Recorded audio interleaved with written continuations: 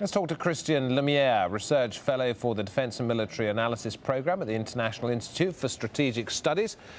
Joins me now live from London. Let's talk about these teams we know for sure from Britain and from France, possibly also from Italy. Teams of 10 to 15 going in to help with logistics. Now, in what sense are they not training the rebels?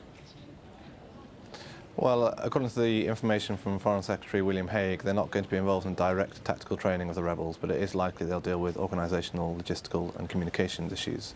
One of the main failings of the rebellion so far has been disorganisation. It's been very topsy-turvy in the fighting, and that's because of a lack of organisation and command and control within the rebels. So I think the allies of the UK and France will attempt to rectify that situation. Is there any doubt that the officers, and I think it will be mainly officers who go in, will be battlefield-trained, experienced people who know how to take a fight to the enemy? They'll certainly be very experienced officers, and most of them will almost certainly have seen combat somewhere around the world.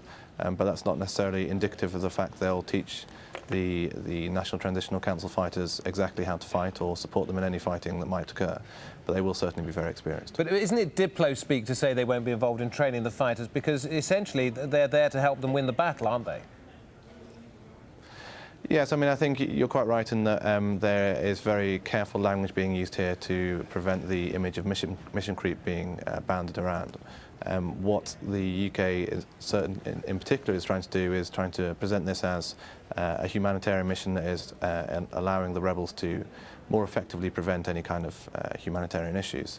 But there's no doubt that it has military utility as well, and it will certainly improve the rebels' ability to fight. Did anybody from the Italian, the French, the British governments at the beginning see this as a possibility? Or was it always in their minds? I think no country has been very keen and certainly remains very reticent to place large numbers of military troops on the ground or engage them in any fighting whatsoever. The experience of Iraq and Afghanistan has been very edifying for all the countries involved. But I think at all stages there has been a realisation that there may need to be some coordination with rebels on the ground, and there has already been diplomatic missions sent through, including potentially intelligence personnel as well. So I don't think there's been any doubt over the last month or so that there could have been greater involvement in military training or organisation. Now, Nicolas Sarkozy has said that airstrikes do need to be stepped up, attacks on Gaddafi's forces do need to be increased. And I'm just reading a line here from one of the news agencies, Reuters, that says Italy's defence minister says stronger intervention in Libya under terms of UN resolution may be needed. Now, in what sense would it be expanded? It's likely they'll start to target more effectively the command and control of the pro-Gaddafi forces, and I think that will lead to a mismatch between the organisation of both sides.